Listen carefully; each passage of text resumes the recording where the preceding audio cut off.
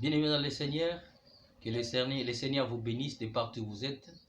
Et nous sommes là pour parler de la part de Dieu, car il est écrit que la vie n'est pas seulement dans le pain, mais la vie est dans toute parole qui sort dans la bouche de Dieu. C'est-à-dire, quand la Bible dit ça, la Bible reconnaît une forme de vie qu'il y a dans le pain, c'est l'énergie. Vous voyez? Or, la vraie vie, c'est dans la parole de Dieu. Car quand Christ est venu, d'ailleurs, il a dit ceci, que je suis venu vous donner la vie. Or, à ceux-là qui disaient je suis venu vous donner la vie, c'était des personnes qui parlaient, qui se déplaçaient, qui pouvaient aussi marcher. Or, la vie se définit comme étant la capacité de pouvoir effectuer un mouvement.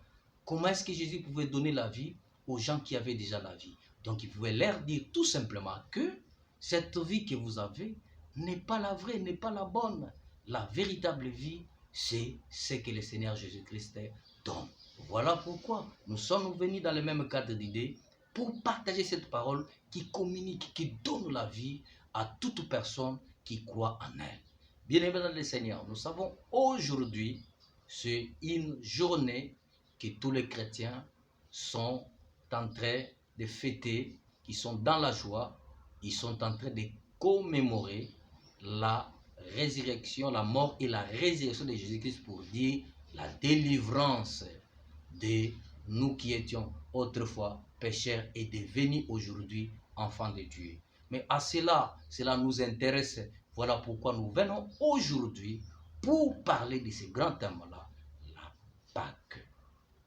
Pour ne pas prendre beaucoup de temps, pour vous épargner des étymologies en grec, en hébreu, nous voulons tout simplement parler du sens de cet événement. On a dit que la Pâque, c'était pour commémorer la délivrance que Dieu a donnée à Israël en Égypte. Selon Lévitique 23, où Dieu a donné des convocations pour Israël en termes de fêtes.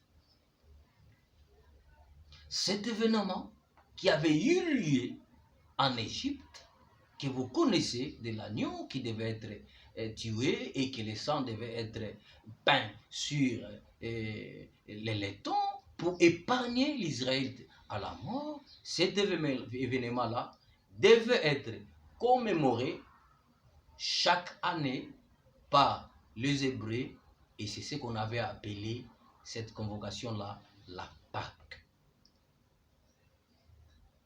Mais aujourd'hui, lorsque nous venons à l'église, à la nouvelle alliance, où nous sommes en train de fêter la Pâque à une certaine date, nous devons nous poser des questions. Est-ce que la Pâque, c'est une convocation, c'est une fête qui a été instaurée par Dieu pour l'église? À cela nous dirons non. Non, aucun verset ne le prouve. Certains me diront que non, Jésus-Christ lui-même, un jour avec les apôtres, dans Marc, chapitre 14, versets 22 à 24, est allé fêter la Pâque.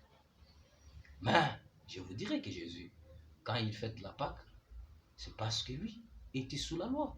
Il est né sous la loi. Il est d'ailleurs mort selon la loi. La nouvelle alliance ne commence pas avec les évangiles. La nouvelle alliance commence le jour de la descente du Saint-Esprit. Même les apôtres n'étaient pas encore devenus enfants de Dieu avant la descente du Saint-Esprit. C'est ces jours-là qu'ils ont été transformés. Ils sont devenus enfants de Dieu. Et c'est ces jours-là que Dieu avait de nouveaux fils, de frères de Jésus-Christ. Donc, si nous pouvons aujourd'hui fêter la Pâque, je ne dis pas que quand vous fêtez la Pâque, vous péchez, mais je dis tout simplement que vous êtes dans l'ignorance.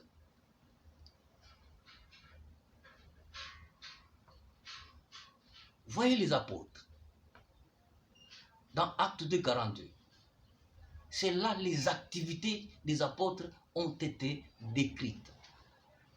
Il est dit ceci, que ils persévéraient dans les enseignements, dans la fraction du pain, dans le jeûne et prière. Vous voyez, on a fait allusion à cet acte-là qui avait lieu en Égypte, mais sous une autre forme. Ici, on appelle ça la Sainte Seine par l'apôtre Paul dans 1 Corinthiens 11, 24 à 27. La Sainte Seine. C'est Jésus qui a dit dans Marc 14 que faites ceci en mémoire de moi. Nulle part il a dit de commémorer la Pâque.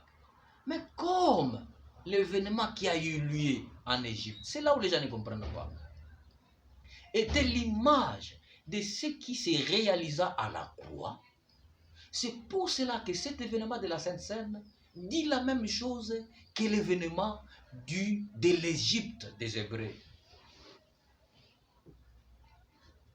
Mais cela n'est pas forcément la Pâque, mais ça dit la même chose. D'ailleurs, je vous dis, notre événement est de le supérieur par rapport à leur événement, parce que leur agneau, c'était un agneau bête, physique. Notre agneau a été un agneau homme. Même quand nous parlons que Jésus était 100% homme, Jésus était homme, mais sorti d'une relation asexuée. Ça, il faut le souligner. Jésus n'est pas sorti de la relation sexuelle de Joseph et Marie. Donc c'était un homme différent des autres hommes. C'était un agneau homme, sans défaut. Parce qu'il a dit, qui peut me convaincre du péché, vous, Hébreux, depuis que je suis là, j'ai péché quand il était sans défaut. Il était mâle. Oui. Il est venu en tant que masculin. C'est lui le véritable agneau. Oui.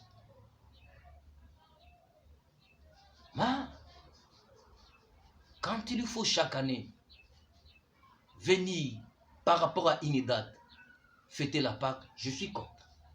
Pourquoi? Premièrement, par rapport à la signification de la Pâque, qui veut dire que nous commémorons la délivrance. Or, s'il s'agit de ça, donc c'est tous les jours que nous devons fêter la Pâque. Tous les jours. Parce que chaque matin, quand nous nous réveillons, nous voyons la grâce de Dieu sur nous. Quand nous regardons les voisins, quand nous regardons même les païens, nous disons, Seigneur, tu es merveilleux. Pourquoi je ne suis pas dans ces histoires-là? Qu'est-ce que j'ai fait pour te connaître et que les autres, nos voisins, ne te connaissent pas? Tu célèbres la délivrance. Quand tu vois les démons t'obéir, les sorciers avoir peur de vous, vous dites, merci Seigneur, c'est ça. Vous vous dites que c'est l'œuvre de la croix qui m'a donné cette supériorité devant les sorciers. Deuxième raison, c'est parce que cette date-là a été choisie par des gens qui n'ont rien à voir avec l'Église véritable de Jésus-Christ. Ils l'ont choisi